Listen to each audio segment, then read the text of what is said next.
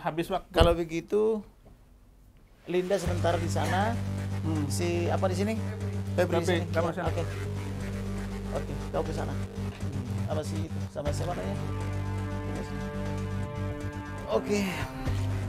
Iya. Kamu di tengah. Iya. Haleluya. Ya. Jadi tidak apa-apa kan ya teman-teman ya? Kita mau rilis MKC dulu, tapi dipisah nanti videonya ya. Sudah bisa? Dipisah nanti videonya. Sudah bisa ini? Nanti kita nggak lihat. Oh ya udah, berarti mati dulu, nanti video Betul. baru. Iya. Sudah? Ya, kita mulai ya. Oke. Gelap nggak? Kalau gelap terangin lampu di sana, di belakang. Oke. Oke, ya. Ini manusia yang bercahaya terus, walaupun dalam gelap tetap bercahaya. Siap. Namanya juga Kamarudin, Baik. cahaya bulan. Ini cahaya bulan tuh Kamarudin. Oke. Oke, sudah siap? Hitung.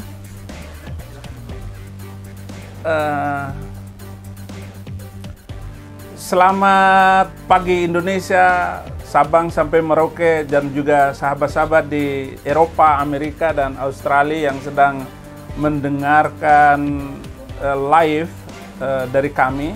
Dan sekarang untuk ketiga kalinya saya dengan pengacara MKC duduk bersama untuk meluruskan berita-berita baik di YouTube ataupun berita elektronik dan koran-koran online, semuanya memberitakan hal yang nyinyir ataupun hal yang tidak dari A1. Berita utama ini kita dengarkan dari pengacara MKC Pak Kamarudin, Martin, dan Febri. 3 orang ini yang kami percaya oleh keluarga kami untuk pembelaan MKC. Apa yang paling baru tentang berita ini? Berita terbaru terkait dengan pemeriksaan Muhammad Kosman atau Haji Muhammad Kosman alias MKC beberapa hari yang lalu, yaitu tepatnya pada hari Kamis ya. Saya ketika mengajukan saksi-saksi untuk diminta keterangan di lantai 15 dalam perkara lain, tiba-tiba perwira menengah senior dari Propam Mabes Polri bertelepon kepada saya.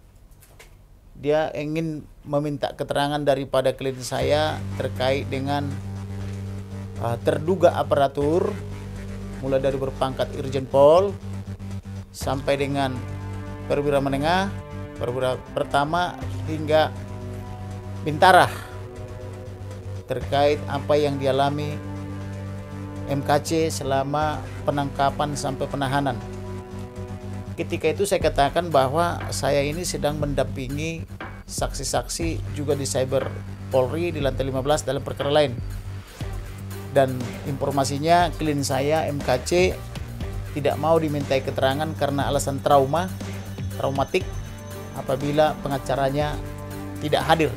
Oleh karena itu saya menginformasikan kepada rekan saya Febri dan rekan Martin, tetapi rekan Martin juga sedang berada posisinya di Jawa Barat mendampingi suatu kasus atau menangani suatu kasus, sehingga saya katakan karena kami para pengacaranya saat ini tidak bisa begitu saja hadir ketika dimintai perbantuan untuk mendampingi, maka saya ulur kurang lebih 2-3 jam, sehingga di satu sisi saya harus mendampingi saksi-saksi di lantai 15, di sisi lain saya turun ke bawah ke basement 1 untuk mendampingi MKC guna dimintai keterangan sebagai korban. Tapi permintaan keterangan ini untuk kepentingan akan segera diadakan sidang pemeriksaan terhadap para terduga, yaitu aparatur kepolisian yang bertanggung jawab, mulai dari penjaga, kepala rutan dan sebagainya, termasuk tersangka Irjen Pol dan kawan-kawan. Maka ketika itu saya dampingi, mulailah pemeriksaan demi pemeriksaan tiba-tiba ada satu hal yang selama ini masih ditutupi atau belum semuanya diberitahukan oleh MKC kepada keluarganya, termasuk kepada penasihat hukumnya, bahwa ternyata ketika MKC ditangkap pada tanggal 25 Agustus 2021, beliau dimintai keterangan di Polda Bali tanpa penasihat hukum, dimintai keterangan juga di Jakarta tanggal 25 setelah tiba di Bareskrim Polri tanpa didampingi penasihat hukum, walaupun 15 orang penasihat hukumnya yang terdahulu sudah menunggu di ruang tamu tapi tidak diberitahukan. Kemudian tengah malam dimasukkan dia ke ke rutan Bareskrim Polri, dan di rutan Bareskrim Polri itu sudah terencana semua niat jahat mereka atau dugaan kejahatan mereka. Pertama, seluruh sel dibuka, tidak ada yang digembok, dan itu sudah saya periksa sendiri, saya lihat sendiri bersama rekan-rekan saya maupun keluarga di CCTV yang diperlihatkan oleh penyidik Dirtipidum. Bagaimana mereka semua leluasa keluar dari selnya dan semua berkumpul di satu sel, yaitu di sel nomor 11. Sel nomor 11 itu adalah tempat ditangkap dan ditahannya MKC. Kemudian ada lagi informasi tambahan dari klien saya bahwa gembok yang dipakai untuk menggembok atau untuk mengunci sel daripada MKC adalah gembok nomor 14. Jadi gembok nomor 14 dipakaikan ke sel nomor 11. Harusnya 14 ke 14, 11 berpasangan kepada 11. Kemudian diberitahukan lagi yang paling mengagetkan bahwa yang pertama kali masuk ke dalam sel nomor 11 di ruang MKC ditahan itu adalah seorang yang terpapar aksi radikalisme, intoleransi dan atau dugaan terorisme, yaitu ketua atau salah satu ketua Laskar Jihad. Nah, inilah permasalahan bangsa ini, ada Laskar Tentara Nasional Indonesia, ada pula laskar lain, laskar agama, kan begitu ya. Ketua Laskar Jihad ini mengkomando, diduga berinisial M,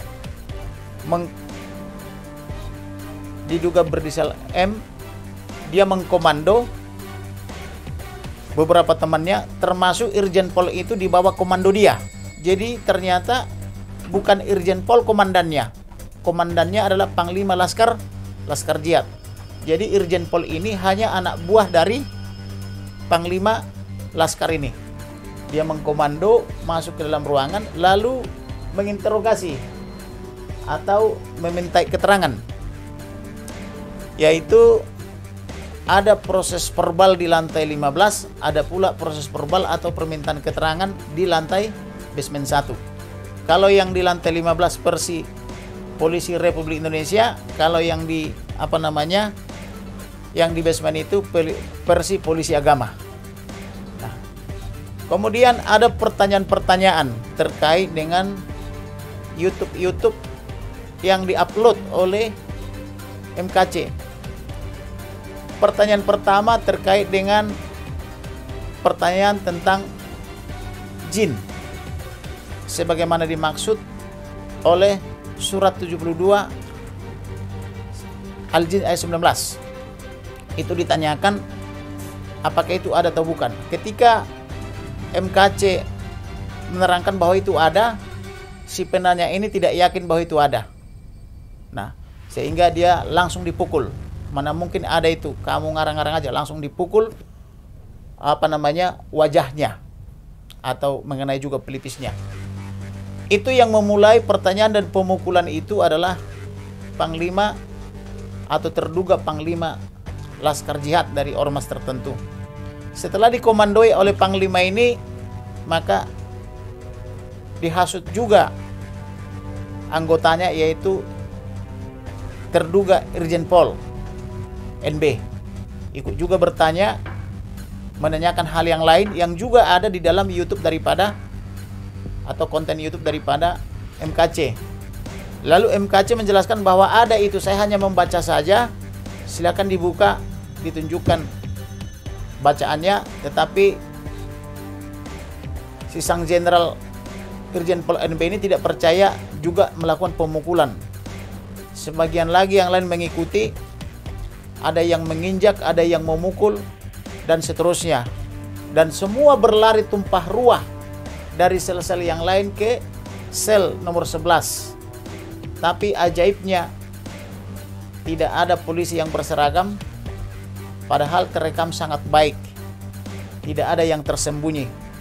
Dan rekaman itu pun terbuka karena inisiatif kami ketika kami menginvestigasi ke lantai 9 bahwa ternyata ada CCTV yang sangat canggih di lantai 9 sehingga tidak mungkin lolos dari pengamatan daripada petugas jaga, kecuali petugas jaganya itu pergi entah kemana. Lalu MKC ini berteriak-teriak minta tolong gitu. Lalu Panglima Laskar Jihad itu bersama dengan Irjen Pol mengatakan, Irjen Pol LB, percuma kamu berteriak karena malam ini tidak ada polisi yang berjaga. Malam ini polisi tidak ada yang berjaga. Jadi kamu mau berteriak apapun percuma. Kira-kira begitulah bluffing daripada Panglima Laskar Jihad yang berinisial M ini dan Irjen Pol. Kemudian sang jenderal atau terduga jenderal ini atau Irjen Pol NB ini membawakan, mohon maaf, feses atau tinja atau tai. Kemudian menutup mata daripada si, ini yang berita terbaru ini berdasarkan pemeriksaan Propam, menutup mata daripada si MKC, kemudian memaksa membuka mulutnya. Lalu mohon maaf, sekali lagi 1000 kali mohon maaf, ini ada di dalam BAP Propam, lalu menyuapkan atau memaksa atau menjejali atau mencekoki feses, tinja atau tai ini ke mulut daripada MKC dan memaksanya harus ditelan. Inilah kengerian yang sangat luar biasa. Saya tidak mengerti pendidikan dari mana diperoleh orang-orang ini untuk bisa sanggup dan tega melakukan itu, memaksa seorang hamba Tuhan untuk memakan itu feses atau tinja secara paksa. Ada yang berperan memegang tangannya, berperan memukuli, ada yang berperan mengintimidasi, ada yang berperan membelaping bahwa percuma berteriak tidak akan ada polisi malam ini karena semua petugas polisi malam ini dibebas tugaskan, artinya tidak akan ada yang melihat. Kemudian mencekoki atau menyuapi dengan tinja tadi untuk dimakan. Setelah dimakan baru mereka puas. Kemudian karena fesesnya juga berserakan di mana-mana, baru diperbolehkan untuk cuci tangan, cuci muka, karena berauran juga sampai ke muka, ke kepala dan ke baju, termasuk ke dinding dan ke dipan. Dan itu mereka lakukan di atas dipan. Ada yang berdiri menginjak, ada yang memukul, ada yang menteriaki dan seterusnya. Kurang lebih begitulah yang dialami oleh MKC. Kemudian sang jenderal juga di ruang yang sama di sel 11 juga cuci tangan. Setelah itu terulang lagi terus penyiksaan itu. Jadi penyiksaan itu kurang lebih terjadi pada tanggal 26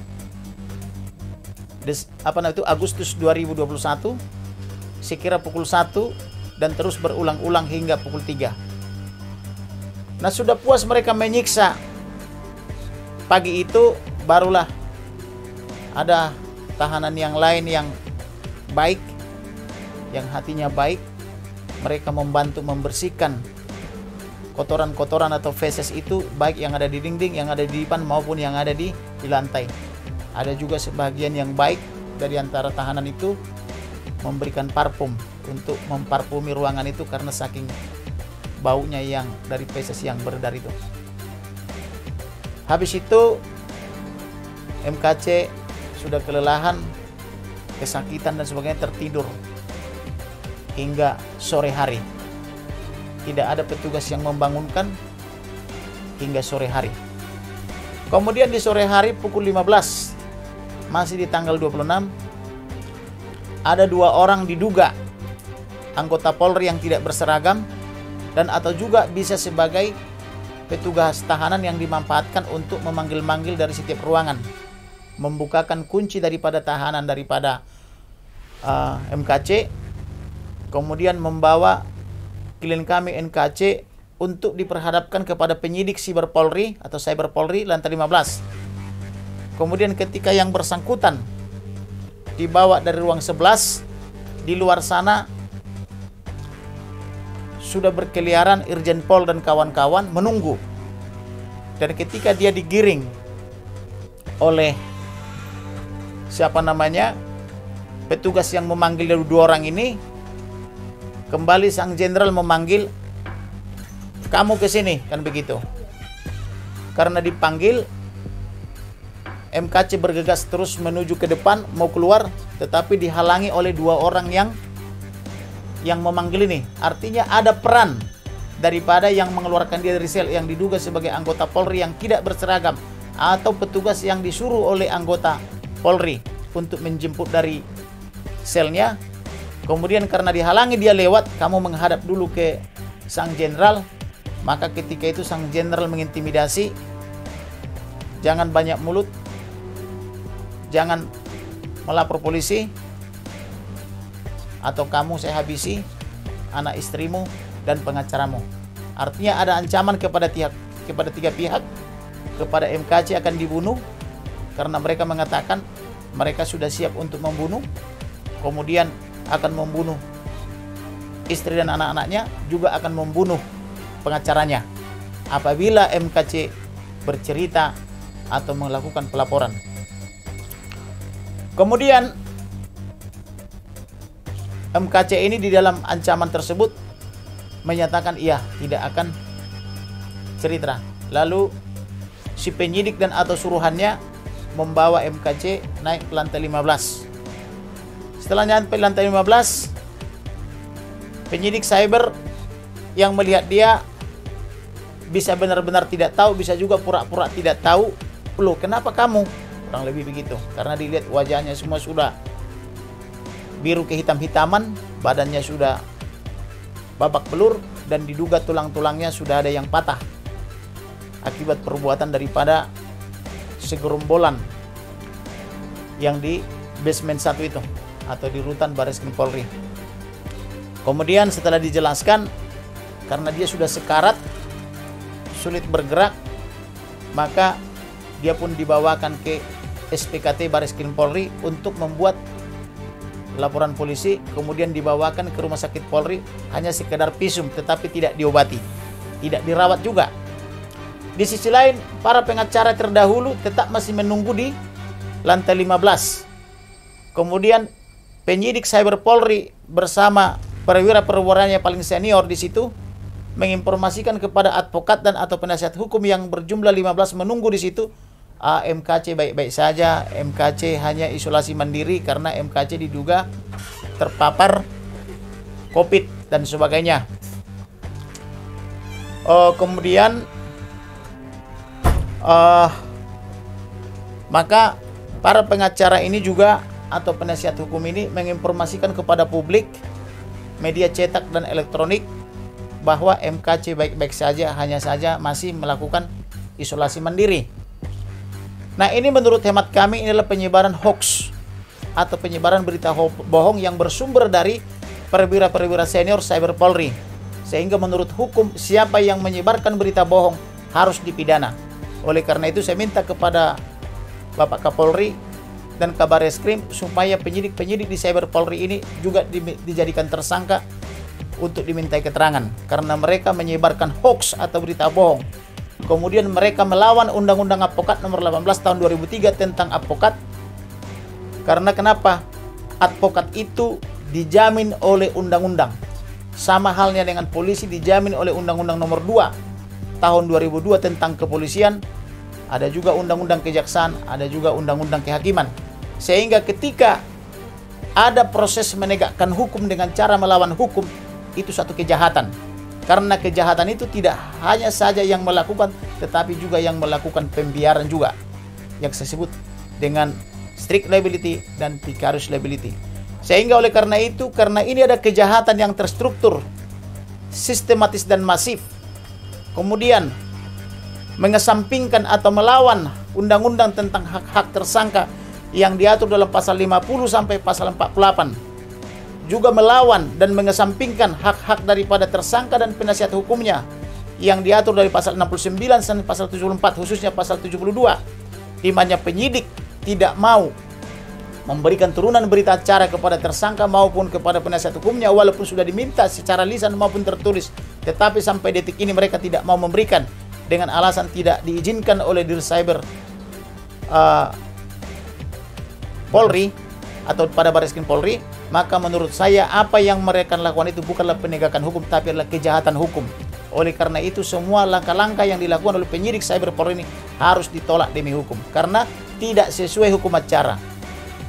Polisi betul dijamin oleh undang-undang, yaitu Undang-Undang Nomor 2 Tahun 2000 tentang kepolisian. Pengacara juga dijamin hak-haknya dan kewenangannya, yaitu tugas pokok dan fungsinya diatur juga oleh Undang-Undang 18 2003 tentang advokat. Jaksa juga dijamin undang-undang, hakim juga dijamin oleh undang-undang. Tetapi dalam proses beracara ada hukum material, ada hukum formil. Hukum material yaitu hukum yang disangkakan kepada MKC, yaitu pasal 28 Undang-Undang ITE ayat 2 dan pasal 45 Undang-Undang ITE junto pasal 156 dan 156A KUH pidana. Junto pasal-pasal lainnya termasuk informasinya termasuk sampai ke TPPU, karena persembahan-persembahan yang diterima penceramah dan atau pendeta itu pun dianggap sebagai kejahatan atau kriminalisasi suatu perbuatan hukum tanpa ada diatur lebih dahulu dalam hukum. Kemudian dalam menegakkan hukum material ada hukum acara. Ini yang tidak boleh lupa. Ada hukum acara, yaitu hukum acara proses bagaimana menegakkan hukum material. Inilah yang harus dipatuhi oleh caturwangsa penegak hukum, yaitu polisi, jaksa, hakim, dan advokat. Ternyata penyidik Cyber Polri tidak mematuhi hukum acara, tidak patuh kepada Undang-Undang Nomor 8 Tahun 1981 tentang hukum acara pidana atau disebut dengan KUHAP. Nah, kalau menegakkan hukum di luar daripada KUHAP, nah ini bukan proses penegak hukum tapi adalah hukum semau gue, hukum suka-suka, dan inilah kejahatan. Inilah yang selalu kita mintakan kepada Kapolri dan Kabar Reskrim supaya orang-orang yang bertindak sebagai penegak hukum dengan melawan hukum di Cyber Polri itu saya minta segera diberhentikan untuk sementara sampai ada putusan yang mengadili mereka secara kode etik apakah layak apa tidak sebagai penegak hukum dan diganti dengan penegak hukum lain. Karena Polri kan ada sekira kurang lebih 427.000, tentu masih banyak anggota Polri yang lain yang bisa disiapkan menjadi penyidik Cyber Polri di situ. Dan saya minta kepada Kapolri dan Kabar Reskrim supaya semua penyidik yang sudah terpapar di Cyber Polri ini segera dinonaktifkan dulu supaya kebenaran material terungkap, supaya keadilan tercapai, dan supaya kepastian hukum ada. Ini mengherankan bagi kami sebagai pengacara, sampai detik ini kami tidak bisa menerima turunan berita acara. Mengherankan juga bagi kami di mana hak tersangka berhak untuk berobat. Apalagi dia yang disiksa juga oleh penyidik-penyidik Polri bersama dengan Karutan Polri di ruang Barreskrim Polri atau di ruang tahanan Barreskrim Polri. Tetapi sampai detik ini tidak dibawa berobat walaupun kami mohon secara tertulis maupun secara lisan. Dan kami mohonkan juga kepada Presiden, kami mohonkan juga kepada Ketua DPR, kami mohon juga kepada Ketua MPR, kepada Jaksa Agung, kepada Ketua Mahkamah Agung, termasuk lembaga-lembaga lain, termasuk Komnas HAM, LPSK, tapi semua petinggi lembaga negara ini semua diam saja. Ketika kami belum bersurat, semua mereka cari panggung di media cetak elektronik mengatakan silakan minta perlindungan hukum kepada LPSK.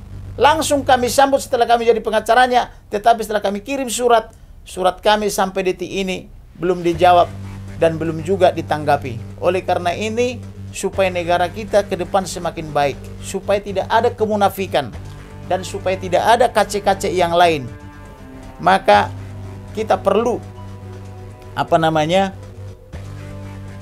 melawan penegak-penegak hukum yang bersifat melawan hukum perbuatannya. Kemudian selain kasus MKC ditutupi 2-3 minggu kepada pengacara yang sebelumnya, mereka selalu mengatakan ke publik, menyatakan bahwa MKC isolasi mandiri, MKC baik-baik saja. ini adalah kebohongan publik. Kebohongan publik tidak boleh. Karena kenapa? Anggota Polri itu adalah representasi daripada negara. Mereka tidak berhak untuk berbohong, tidak berhak untuk berdusta. Karena mereka telah menikmati gaji mereka dari pendapatan kita, yaitu pajak, maka seharusnya lah mereka jujur dan berterus terang kepada masyarakat Indonesia, tidak memberikan kebohongan-kebohongan. Karena mereka kenapa?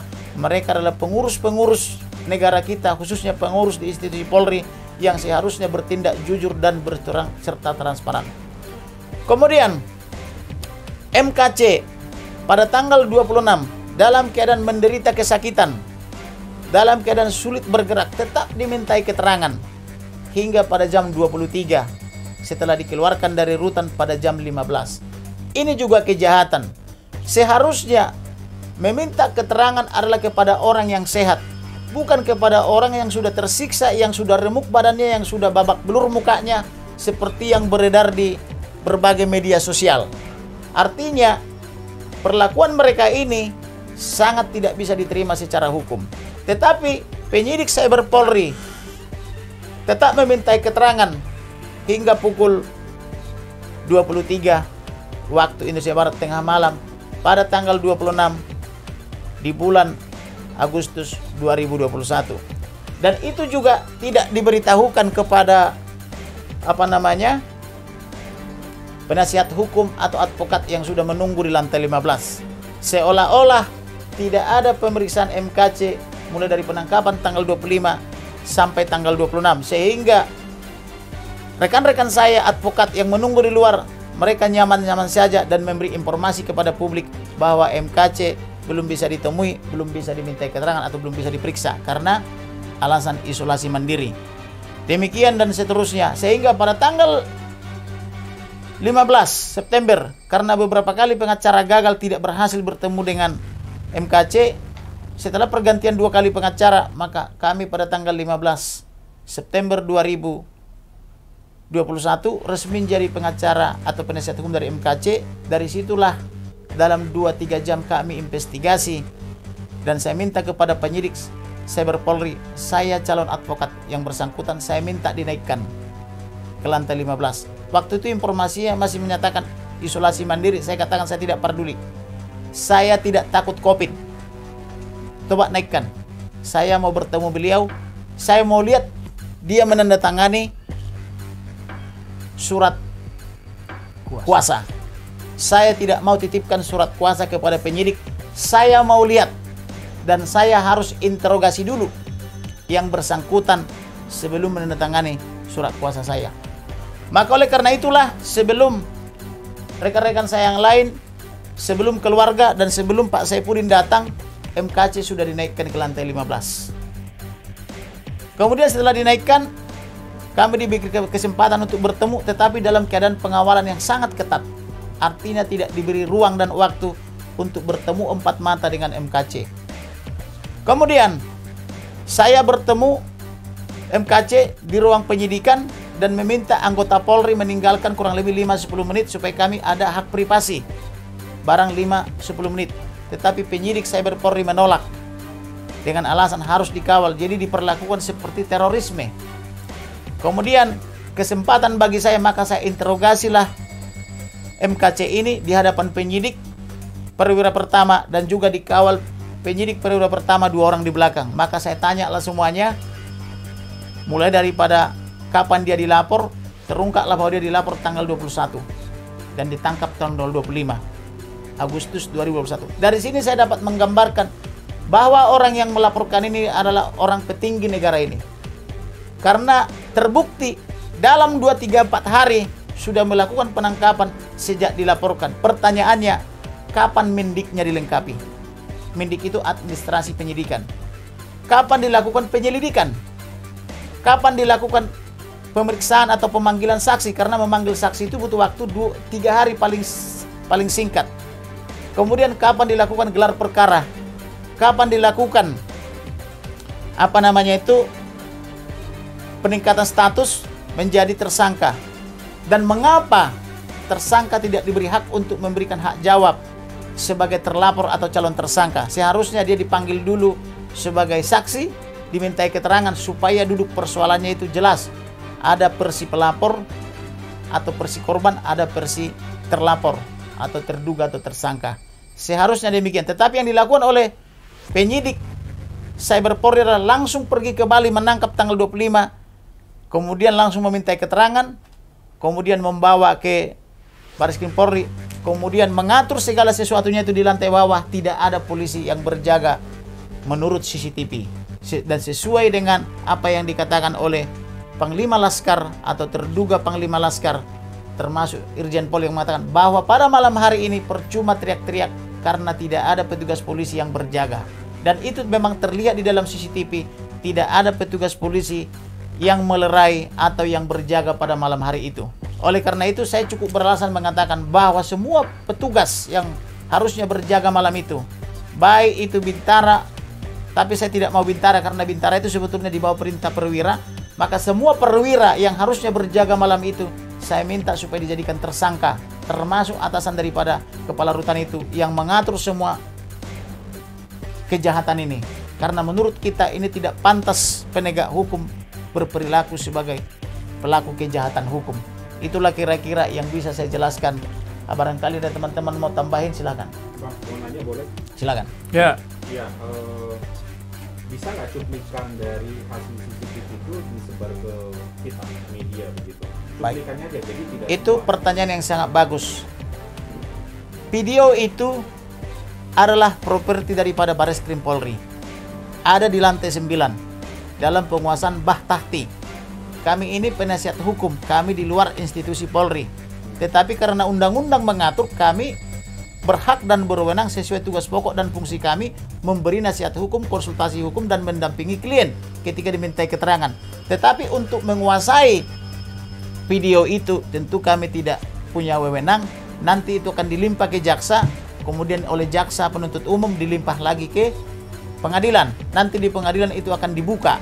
Tetapi kami sudah melihat itu di lantai 4 ketika telah disita video itu dari CCTV Bah Tahti lantai 19.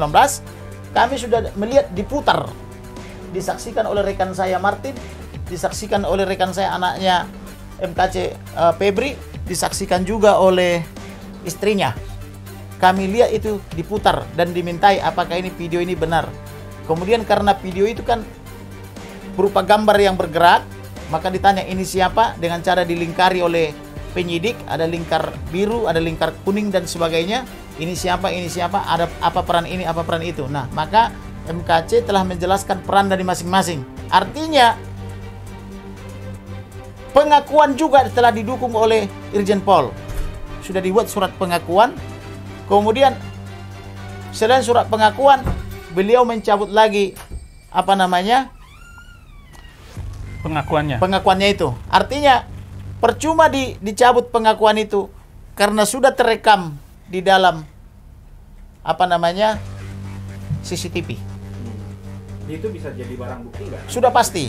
Karena ketika saya menjadi penasihat hukum MKC, langkah pertama yang saya lakukan adalah bertanya kepada penyidik Cyber Polri. Tetapi karena penyidik Cyber Polri berdusta atau tidak memberi keterangan yang benar, maka saya tidak cukup hanya menerima keterangan penyidik Cyber Polri. Maka saya turun ke SPKT. SPKT itu Sentra Pelayanan Kepolisian Terpadu di Bareskrim Polri. Di SPKT juga mereka berusaha menutupi, tapi saya maklum karena mereka itu kan tidak cukup kuat, karena di situ petingginya itu hanya perwira menengah ke bawah, ditambah dengan brigadir-brigadir atau yang diperbantukan di situ atau disebut dengan bintara. Tetapi walaupun demikian, ada upaya menutupi di SPKT dengan mengatakan bahwa Irjen Pol NB sudah tidak ada di rutan dan sudah lama tidak ada di rutan itu karena sudah dia dikirim ke rutan lain. Itu kata perwira di SPKT. Saya tidak percaya begitu saja, karena mereka itu tentu di bluffing atau diminta untuk berdusta. Maka karena banyak juga teman-teman saya di SPKT itu, maka saya mengajak mengobrol di belakang layar. Diam-diam mereka mengatakan, "Bang, off the record, abang silakan naik ke lantai 4. berkasnya sudah kami limpah ke sana. Lalu saya minta surat laporan polisinya, mereka tidak ada yang berani memberitahu laporan polisi atau tanda bukti laporan polisinya, TBL-nya. Maka saya bersama dengan rekan saya ajak mereka termasuk istrinya dan anaknya ke lantai 4. Di lantai 4 saya gunakan pendekatan yang berbeda. Saya katakan, bang, karena kebetulan saya kenal juga yang menangani perkara MKC, dia sebagai korban siapa ya? Subdit 1, 2, atau 3? Langsung disebutkan Subdit 3. Lupa saya siapa namanya itu. Langsung disebutkan namanya. Maka saya pun langsung minta diantarkan ke subdit yang bersangkutan. Nah, ketika saya sampai di tempat yang bersangkutan, beliau sedang sembahyang, sholat. Maka saya tanyakan kepada temannya, abang itu kemana? Lagi sholat sebentar. Nah, kebetulan dia sholat. Saya tidak menggunakan lagi metode pertanyaan seperti tadi, apakah ada laporan polisi, apakah ada visum. Langsung saya tanyakan, sudah sejauh mana perkembangan penanganan perkara MKC. Artinya, saya doktrin bahwa sudah ada laporan polisi, sudah ada korban, sudah ada pelaku. Maka yang bersangkutan yang sudah habis sembahyang, maka dia pun langsung berkata jujur, siap bang, sore ini akan saya tangani. Loh, sudah 3 minggu kok baru akan ditangani? Sudah disita CCTV? Belum bang, sore ini akan kita sita. Sudah dimintai keterangan dari korban? Siap bang, sore ini akan kita panggil.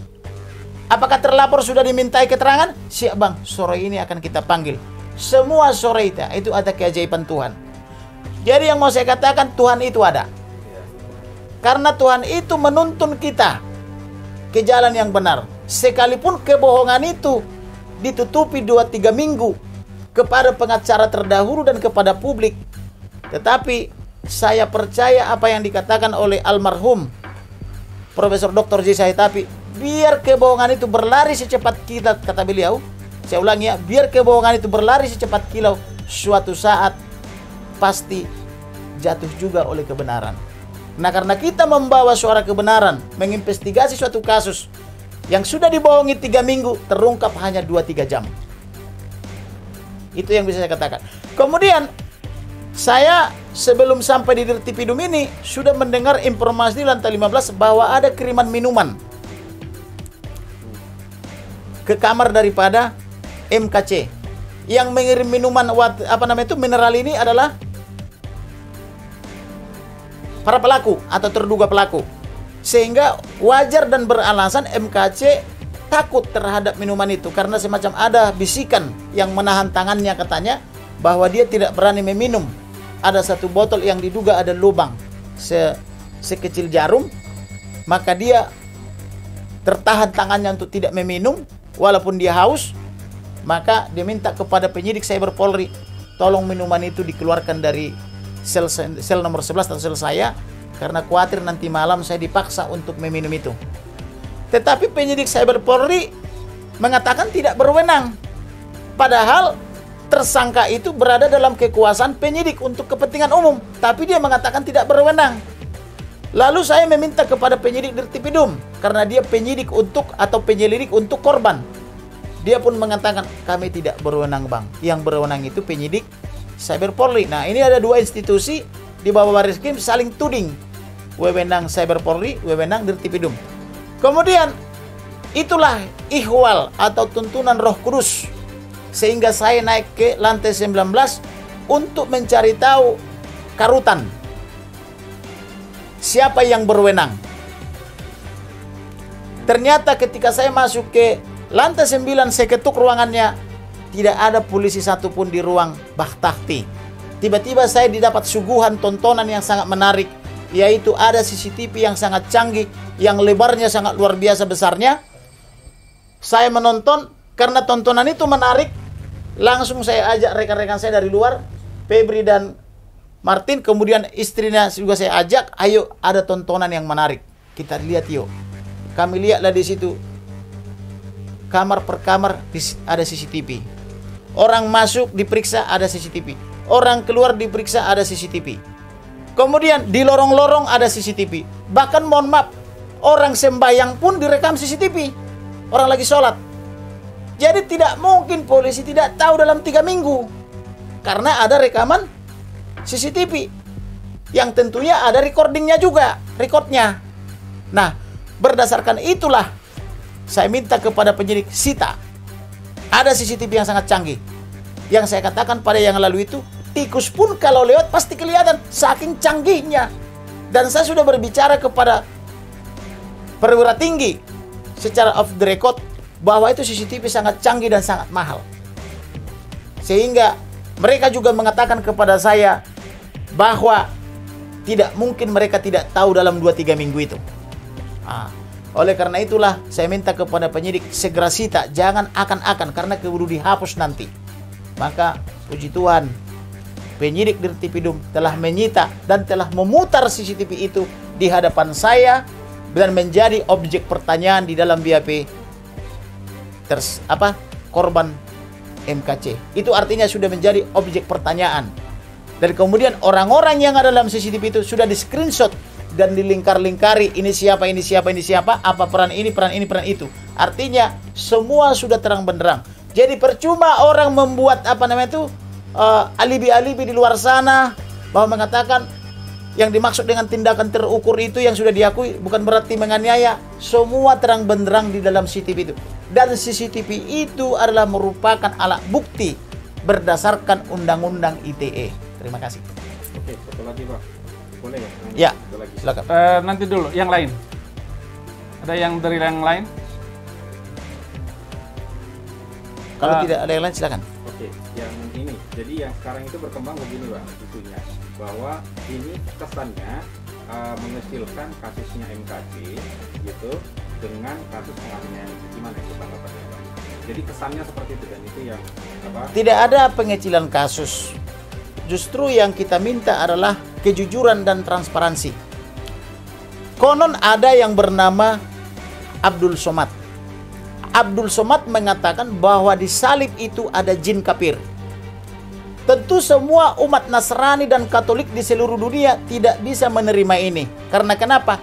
Karena di salib itu ada Jesus Christ atau Yesus Kristus atau Sang Juru Selamat umat manusia tanpa memandang suku, agama, dan ras mereka ataupun golongan mereka. Karena Yesus Kristus sebagai Tuhan dan Juru Selamat itu datang kepada seluruh umat manusia, Yahudi atau non-Yahudi, Nasrani atau Nasrani. Dia tidak datang kepada agama tertentu, tapi dia datang untuk orang yang berdosa yang menerima Yesus sebagai Juru Selamatnya, maka dosanya diampuni dan dia berhak masuk ke surga. Tetapi ada Abdul Somad mengatakan yang disalib itu adalah jin kafir. Ketika ada penanya, apakah itu pertanyaan benaran dari umat atau dia sendiri yang menciptakan pertanyaan itu, kita tidak tahu. Hanya Tuhan yang tahu. Yang mengatakan, hatiku menggigil ketika melihat salib, katanya. Maka Abdul Somad mengatakan, itu karena di salib itu ada jin kafir, mengatakan, haleluya, haleluya. Saya sudah berumur 47 tahun.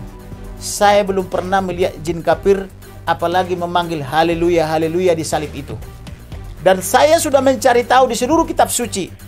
Tidak ada yang mengatakan di salib itu ada jin kafir. Yang ada adalah dalam kitab Injil, bahwa di salib itu ada Yesus Kristus, Sang Juru Selamat manusia, disalib untuk dosa-dosa kita sebagai kurban penebusan. Itu yang ada. Jadi jelas-jelas apa yang dikatakan oleh Abdul Somad ini adalah penistaan, yaitu menista Tuhan dan menodai Roh Kudus.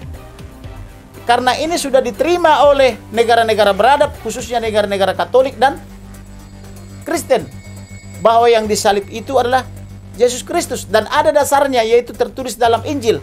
Bahkan sebelum terjadi sudah ada nubuatan ribuan tahun yang lalu, yaitu zaman Musa, sebagaimana tertulis dalam kitab Ulangan 18 ayat 15. Kemudian juga sudah dinubuatkan oleh Yesaya atau Nabi Yesaya, sebagaimana Yesaya 9 ayat 5. Kemudian juga sudah dinubuatkan oleh nabi-nabi setelahnya, yaitu Nabi Yahya kalau menurut saudara-saudara kita. Kemudian juga setelah dia datang, malaikat surga berseru-seru, hari ini telah lahir bagimu Tuhan, Juru Selamat manusia. Artinya malaikat sendiri juga mengatakan itu Tuhan yang diperlihatkan kepada para gembala dari timur.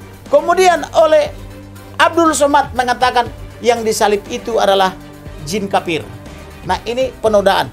Tetapi ketika Abdul Somad mengatakan itu dan terjadi keresahan, Bareskrim diam saja. Mereka menikmati tontonan yang tidak menarik itu. Padahal itu sudah disiarkan di berbagai media cetak dan elektronik dan telah menimbulkan keresahan. Tapi karena yang melakukan itu adalah Abdul Somad dan kawan-kawan, itu dianggap dakwah atau ceramah, bukan sebagai penistaan. Tetapi kalau kita bicara tindak pidana, karena tidak ada dasar hukumnya, tidak ada dalilnya di dalam kitab maupun dalam referensi-referensi buku lainnya, maka inilah kejahatan yang harus diusut oleh Bareskrim Polri. Oleh karena itulah saya bersurat kepada Kapolri, Kabareskrim Polri, Dirtipidum dan Dircyber, tangkap Abdul Somad dan kawan-kawan. Saya juga bersurat kepada Presiden, Ketua DPR, Ketua MPR, dan yang lain-lainnya. Saya minta juga tangkap. Kalau MKC menjawab atau menanggapi atau tergoda atau terpancing menjawab itu adalah hak jawab sebagaimana diatur oleh Undang-Undang Pers nomor 40 tahun 99. Bahwa apabila ada suatu pemberitaan, baik itu di YouTube, di televisi, atau media cetak elektronik, atau di jurnalisme, yang menyatakan sesuatu hal merugikan kita tanpa konfirmasi, atau disebut dengan istilah kafir both side, maka pihak yang merasa dirugikan atau menjadi korban berhak melakukan hak jawab. Nah, tugas daripada jurnalisme adalah hak koreksi, mengoreksi pemberitaan yang sudah terjadi karena sudah ada hak jawab. Kira-kira begitu. Nah, kemudian Abdul Somad harus menyadari, karena dia sebagai public figure, dia harus menyadari bahwa ketika dia berceramah, dia harus menyadari bahwa ceramah dia itu akan diposting atau akan divideokan atau akan direkam oleh orang-orang lainnya termasuk media maupun jemaatnya. Kira-kira begitu. Silakan. Ya, ada. Kamarudin, saya dari Bawaslu. Siap. Apakah ini saya mengambil kutipan dari Jenny Siregar Siap. yang selalu mengatakan bahwa kasihan Kristen itu karena mereka minoritas, pesimis kalau melaporkan setiap kasus seperti Abdul Somad tadi. Apakah standar ganda memang berlaku di negara ini? Betul, jadi memang ada standar ganda. Itulah yang saya sebut dengan hukum psikopat. Psikopat itu bisa baik, tiba-tiba bisa jahat, tiba-tiba bisa baik lagi. Nah, ini yang saya sebut standar ganda. Kenapa? Kalau saudara-saudara kita yang berpaham radikalis dan intoleran terus membahas kitab Alkitab itu atau Injil itu, walaupun tidak ada wewenangnya untuk membahas itu, dengan cara mengkutip-kutip sepotong-potong, dengan cara menista, seperti misalnya Menasim Ali mengatakan bahwa Yesus itu adalah anak haram hasil perjinahan daripada Bunda Maria yang suci dengan tentara Romawi, dan itu diposting di berbagai media termasuk YouTube. Bareskrim diam saja, padahal seluruh orang tahu bahwa Yesus adalah orang yang sangat suci, di mana kitab suci saudara kita yang Islam mengatakan itu sebagai Isa Al-Masih. Bahkan Isa Al-Masih itu di dalam kitab suci saudara-saudara kita umat muslim disebut sebagai manusia tersuci di dunia dan di akhirat, kan begitu. Nah, tapi ketika ada Menasim Ali mengatakan bahwa Yesus itu adalah hasil perjinahan, berarti kan hasil dosa. Karena Bunda Maria yang suci dianggap telah berzina dengan tentara Romawi sehingga lahirlah Yesus. Bareskrim Polri menikmati aja. Itu suatu hal yang menarik buat mereka, dan itu mereka menganggap itu ceramah. Mereka menganggap itu adalah dakwah. Ini yang standar ganda. Oleh karena itulah saya katakan, sepanjang penerapan hukum di Republik ini adalah standar ganda, sampai kapanpun akan ada MKC lain yang tergelitik dan tergoda untuk menjawab. Dan ketika dijawab, Bareskrim Polri melihat yang menjawab itulah penista agama. Inilah yang tidak benar. Hukum harus diterapkan secara benar. Hukum harus diterapkan secara baik. Hukum harus diimplementasikan secara equal atau disebut dengan equality before the law, tanpa memandang suku, agama, ras, dan golongan. Tetapi di pemberitaan itu, baik di YouTube itu, kalau kita lihat Menasim Ali, dia mengaku sebagai ustadz, tapi yang dibahas tiap hari bukan Al-Quran dan hadis atau fikih. Yang dibahas tiap hari adalah kekristenan atau Alkitab.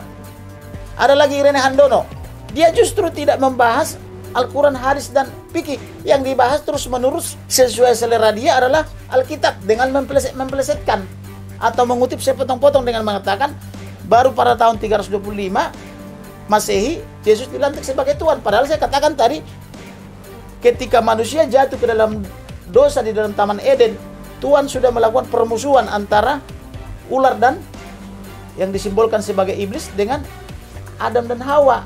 Maka keturunan Hawa yang disebut anak manusia akan meremukkan kepala ular. Siapakah anak manusia itu? Adalah Yesus. Yesus itu disebut anak manusia. Artinya ribuan tahun yang lalu sudah ada janji kedatangan Yesus itu. Kemudian saya bilang tadi, bahkan di kitab Musa 1500 tahun sebelum datang Yesus sudah dibuatkan juga, yaitu di Ulangan 18 ayat 15. Kemudian 800 tahun sebelum Yesus sudah dibuatkan juga dalam kitab Yesaya, yaitu Yesaya 95. Kemudian sebelum datang lagi dinubuatkan lagi. Artinya banyak nubuatan yang sudah terjadi. Jadi kalau dikatakan misalnya ada standar ganda, ada. Itulah yang saya sebut tadi, kalau mereka yang berpaham radikalis itu hanya sedikit sebetulnya, yang berpaham intoleran itu mengutip-ngutip Injil atau Alkitab untuk selera mereka. Penyidik Bareskrim Polri melihatnya sebagai dakwah atau ceramah. Tapi ketika dijawab oleh umat Kristen dan Katolik, maka itu adalah penistaan. Ini yang harus kita edukasi. Ke depan Polri tidak boleh lagi seperti ini menerapkan hukum.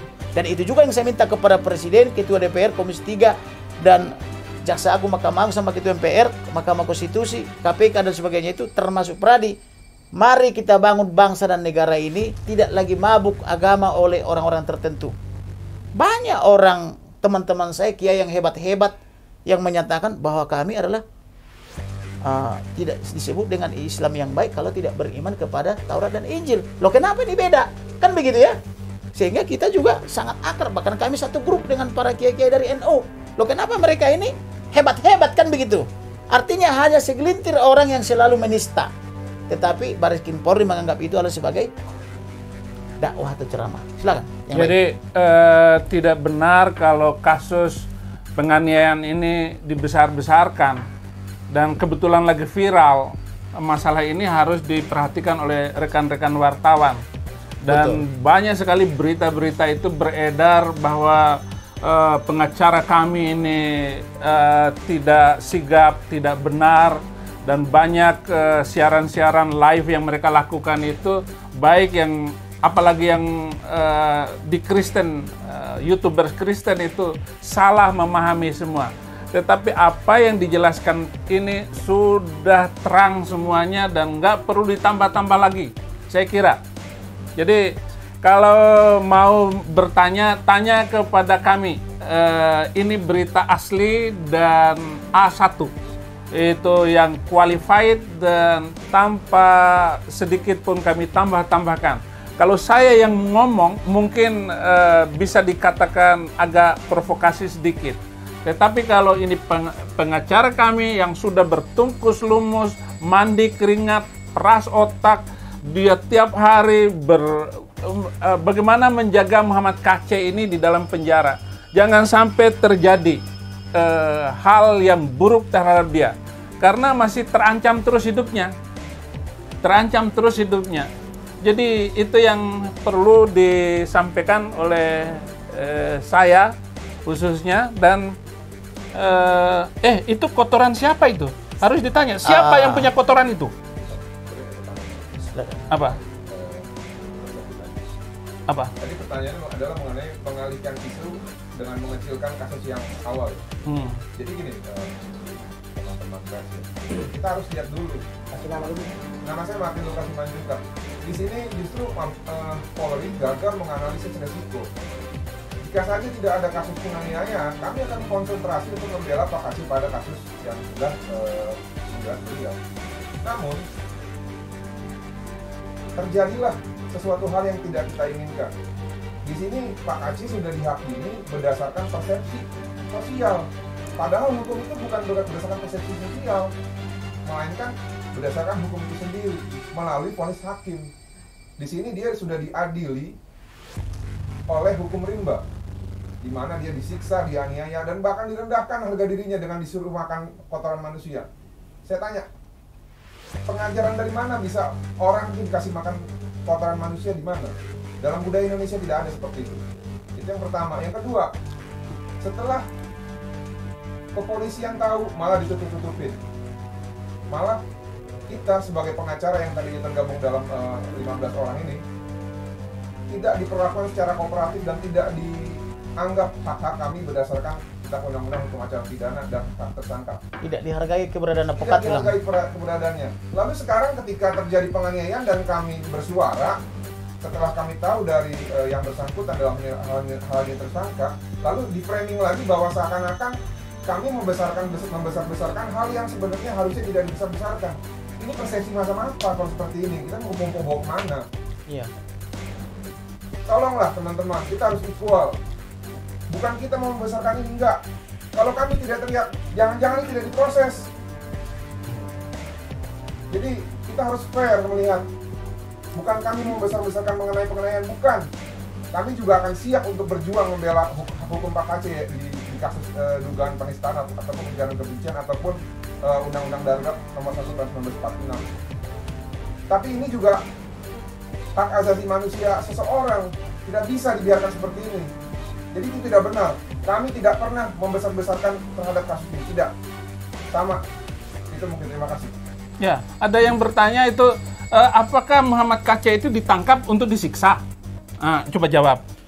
Jadi hukum kita begini, polisi itu dalam hal terjadi kejahatan dia sebagai penyelidik dan atau penyidik.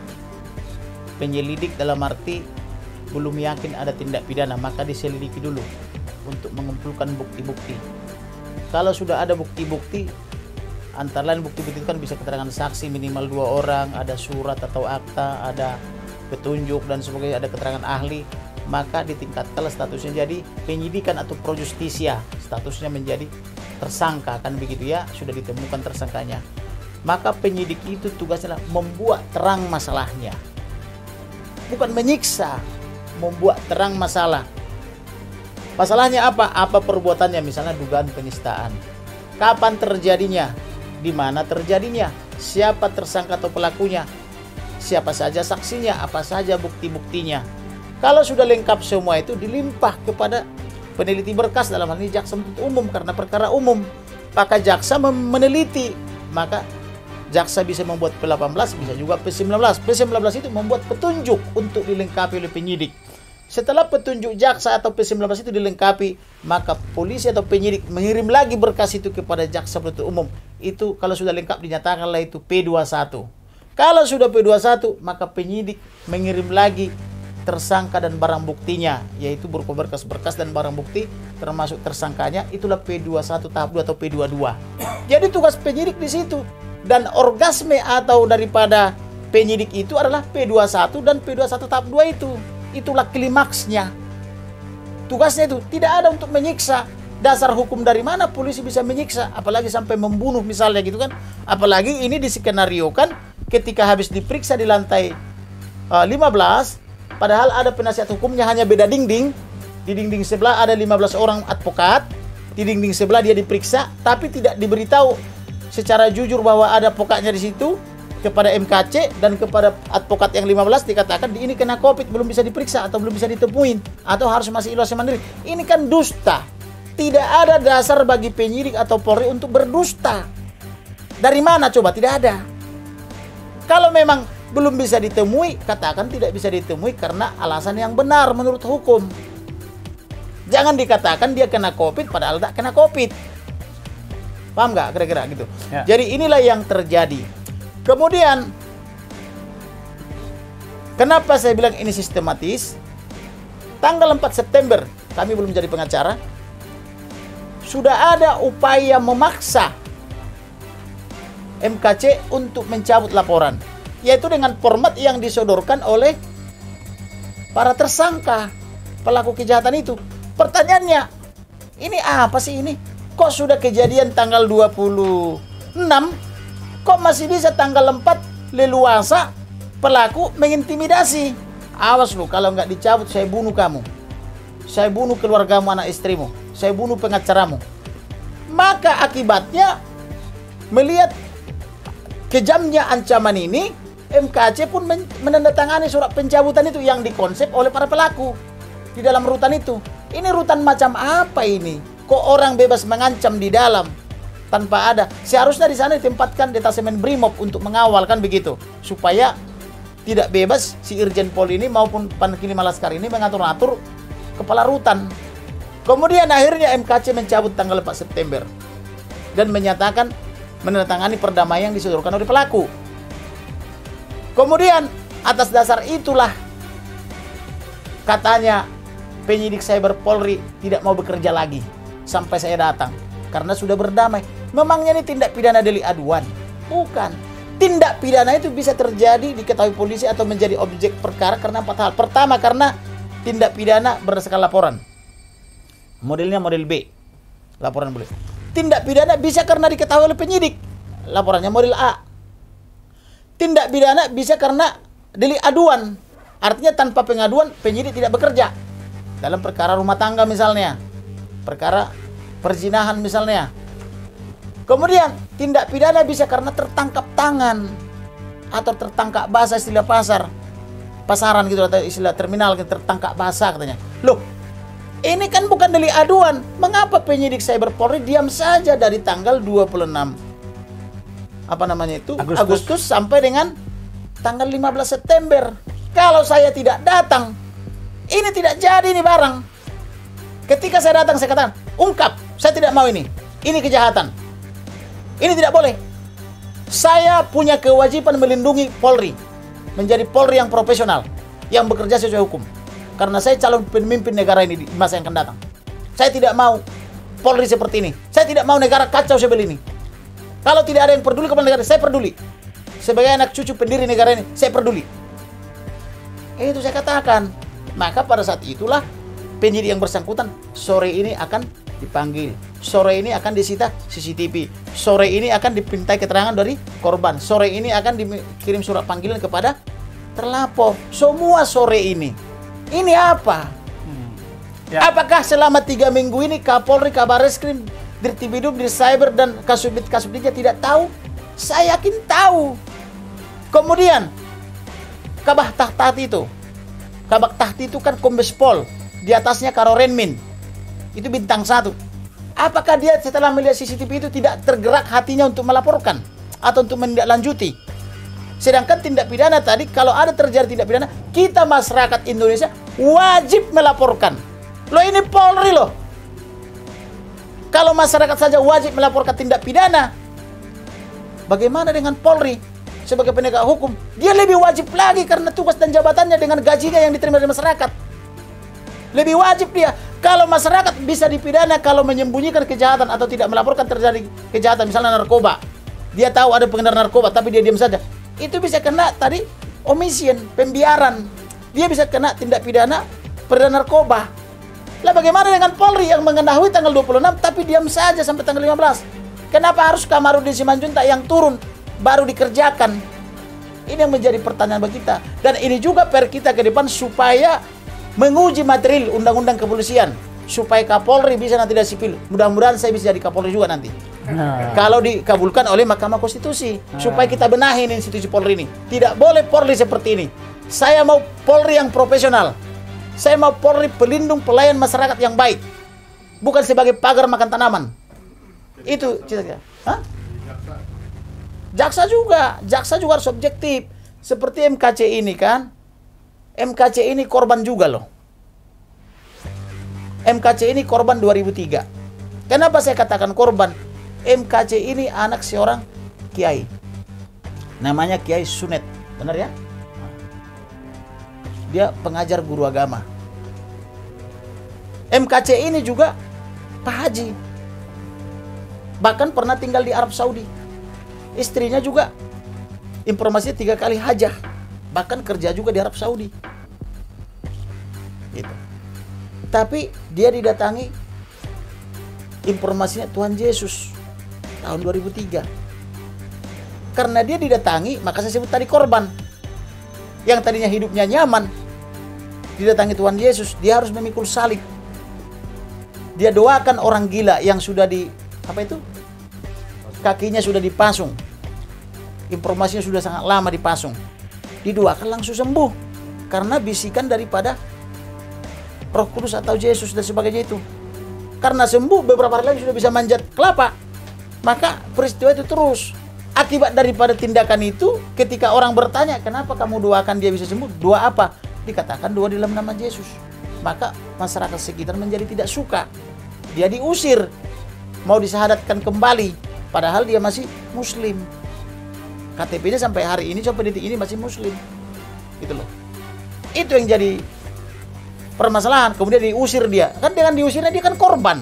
Diusir dari kampung halamannya. Pindah ke Pangandaran, diusir lagi, pindah ke Bandung. Diusir lagi, pindah ke Cikarang. Diusir lagi, pindah ke Bali. Sekarang di Bali ditangkap. Dia korban juga loh. Maka kalau kalian misalnya siapapun yang merasa tidak terima dengan keadaan ini, laporkan saja kepada polisi Yesus itu kalau kalian sanggup. Karena Yesus yang menjumpai dia. Sehingga terjadi seperti ini. Kalau kalian sanggup, laporkan saja ke polisi. Gitu loh. Jadi itu yang saya katakan. Jadi tolonglah, karena sudah diatur dalam pasal 28, kebebasan orang beribadah dan beragama atau memilih agamanya, itu sudah dijamin konstitusi. Kemudian di pasal 29 juga sudah dijamin oleh pemerintah, Undang-Undang 45. Jadi tolong, mau apapun agamanya, mau apapun kepercayaannya, biarkanlah masing-masing memilih sesuai keimanannya, tidak usah diintervensi. Itulah yang bisa saya sampaikan. Terima kasih. Saudara-saudara, cukup dulu. Ada pertanyaan satu lagi, Pak. Ini belum bertanya tadi. Silakan, apa? Ya, silakan.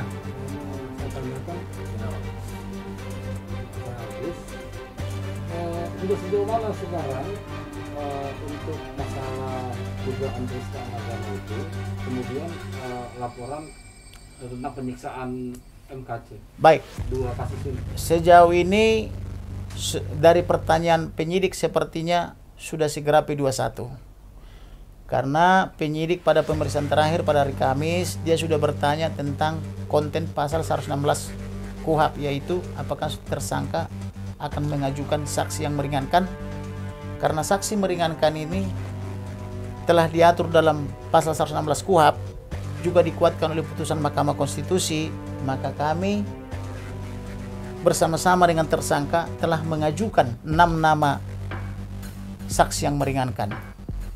Biasanya kalau sudah ada pertanyaan saksi yang meringankan, maka itu tidak lama lagi sudah P21. Atau mungkin juga tidak lama lagi SP3, kan begitu. Karena kenapa? Ada keajaiban.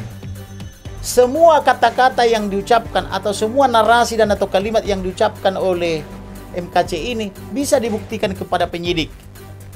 Dan penyidik membuka sendiri di depan mata saya internetnya bahwa memang kata-kata itu ada, tertulis. Nah sekarang, penistaan apa yang dilakukan oleh MKC kalau ada dasarnya? Artinya, MKC mengatakan soal jin, ada, baca ini. MKC dituduh melakukan yang lain, ada, baca ini. Artinya, semua bacaan yang diucapkan oleh MKC ini ketika dibuka penyidik di depan saya di internet ada. Lalu penistaan apa? Kan begitu. Atau permusuhan apa? Saya malah khawatir orang-orang yang benci ini belum membaca. Seperti halnya si Irjen Pol dan Panglima ini, Panglima Laskar ini. Nggak ada itu karena dibilang nggak ada dipukuli. Padahal dibilang tidak ada, kami periksa bersama penyidik ada. Padahal saking emosinya Panglima Laskar ini sama Irjen Pol ini dibilang itu mana mungkin ada. Langsung dipegang tangannya, dipukuli, kemudian matanya ditutup, dimasukin mohon maaf feses ke mulutnya untuk dimakan. Karena dia berpikir itu tidak ada. Padahal penyidik sendiri yang masih perwira pertama membuka di internet penyidik itu, bukan di internet saya. Ada tulisan itu. Lalu penistaan macam apa? Itu loh. Jadi mengenai perkara dia sebagai korban, sejauh ini sudah diperiksa dia sebagai korban dan kami dampingi. Kemudian dia juga sudah diperiksa sebagai korban untuk kepentingan propam. Propam kan untuk memeriksa aparatur, mulai dari Irjen Pol sampai dengan penjaga rutan, kepala rutan, sama kepala penjaga kan begitu. Itu sudah dimintai. Dan saya minta kemarin itu harus sampai ke atas, jangan hanya sebatas di Bintara. Kasihan akan Bintara ini. Dan Bintara itu juga saya tanya, kamu kenapa ini bisa begini? Siapa di belakangmu? Siapa pimpinanmu? Dia juga mengakui ada yang memerintah dari atas gitu loh. Jadi kan kasihan kalau Bintara dikorbankan padahal dia diperintah dari atas. Oke, kalau begitu siapa yang memerintah? Semua keterangan yang memerintah itu siapa saja sudah saya berikan kepada Propam. dia tidak memberitahu kepada saya, tapi memberitahu katanya kepada Propam. Karena saya sudah berbicara dengan salah satu yang bertugas malam itu.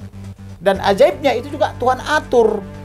Nah, dia datang ke dalam ruang pemeriksaan di LSBMN 1, dia dimintai oleh Propam untuk memfoto. Jadi kami di situ dipoto. Nah, Propam minta, ini loh salah satu yang bertugas malam itu. Di sini itu ada merah-merah, berarti dia pejabat. Kalau dia pangkat-pangkatnya dilingkari merah, dia pejabat. Maka langsung saya samperin, Pak, bagaimana kejadiannya? Siapa yang memerintah Bapak? Nah, dia mengakui ada yang memerintah. Yang memerintah itu tentu atasan, nggak mungkin bawahan memerintah atasan. Nah, siapa namanya? Semua nama-nama itu sudah saya berikan kepada Propam atau penyidik Propam kan gitu.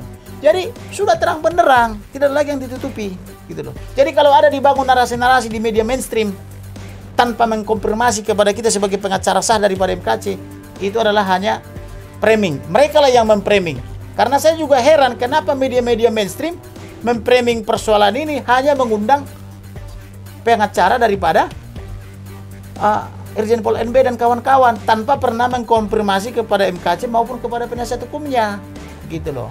Jadi inilah kepada teman-teman jurnalisme juga supaya memahami undang-undang jurnalisme dan juga memahami kode etik bahwa memberitakan suatu berita itu wajib namanya cover both side, wajib konfirmasi, ada hak jawab dan seterusnya itu, ada hak koreksi.